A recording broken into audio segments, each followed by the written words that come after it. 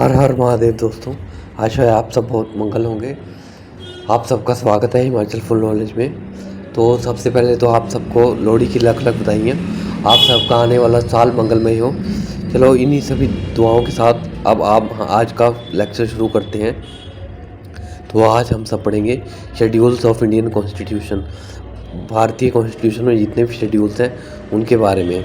तो कितने शेड्यूल्स हैं हमारे कॉन्स्टिट्यूशन में? तो हमारे कॉन्स्टिट्यूशन में एट प्रेजेंट 12 शेड्यूल हैं। लेकिन जब भारत आज़ाद हुआ था उस समय कितने शेड्यूल्स थे? तो उस समय सिर्फ 8 ही शेड्यूल थे, लेकिन एट प्रेजेंट 12 शेड्यूल हो गए हैं। तो चलिए इन सभी शेड्यूल्स को एक एक करके देखते हैं। तो सबसे पहले शेड्यूल वन बताता है स्टेट यूनियन और इट्स टेरिटरीज। इनका एरिया, इससे रिलेटेड कौन सा शेड्यूल है? ये है शेड्यूल 1। ठीक है, स्टेट्स, यूनियन, यूटी वगैरह का एरिया के क्या होगा, कैसे एडमिनिस्ट्रेशन होगा यहाँ पे, ये सब किस में आता है? ये आता है शेड्यूल 1 में। शेड्यूल 2 में सैलरी एंड अलाउंस, यानी कि वेतन व भत्ता किसका? ये है हमारे, ये मिनिस्टर का नहीं होगा, मिनिस्टर के अलावा जैसे प्रेसिडेंट हो गए, जज हो गए, गवर्नर हो गए, इन सब का सैलरी एंड अलाउंस वगैरह। ठीक है। शेड्यूल थ्री इसमें आएगा ओथ। किसकी ओथ? इन्हीं की oath, president, vice president, governor, chief justice वगैरह। तो कैसे लेंगे ओथ, क्या क्या प्रावधान है, ये किस में आएगा? ये आएगा शेड्यूल 3 में। और शेड्यूल 4 में आएगा राज्यसभा सीट्स डिस्ट्रीब्यूशन। जो हमारी राज्यसभा की सीट्स का डिस्ट्रीब्यूशन किस शेड्यूल में आएगा? 4 शेड्यूल में आएगा। जैसे कि हिमाचल में राज्यसभा की कितनी सीटें हैं? तो 3 सीटें हैं। ठीक है। तो ये किसके थ्रू डिसाइड हुआ है? ये शेड्यूल 4 के थ्रू हुआ है डिसाइड।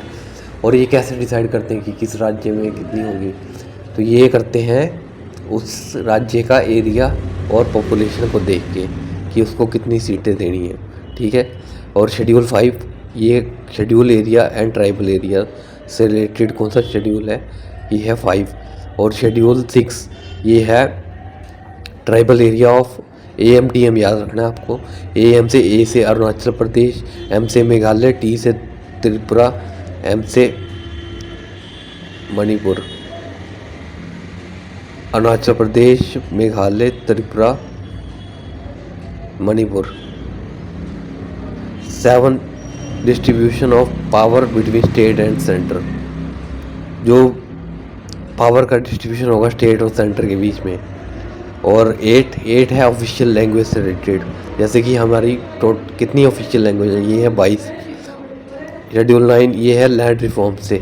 और ये कब हुआ था? आया था ये पहले अमेंडमेंट के थ्रू 1951 में आया था।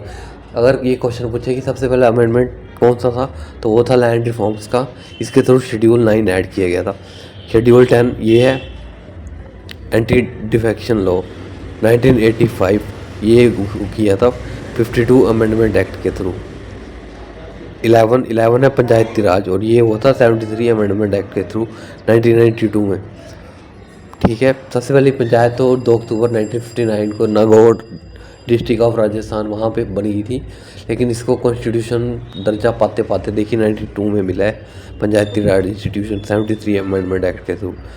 और शेड्यूल 12 ये है MC म्यूनसिपल कॉरपोरेशन, और ये किसके थ्रू है? ये है 74 अमेंडमेंट एक्ट 1992 में। आशा है आप सबको ये छोटी सी वीडियो अच्छी लगी होगी। Thank you. देखिए शेड्यूल 6 में जो AMTM होगा, ये होगा अरुणाचल प्रदेश, मेघालय, त्रिपुरा और मिजोरम। मणिपुर जो है ये इसमें नहीं होगा।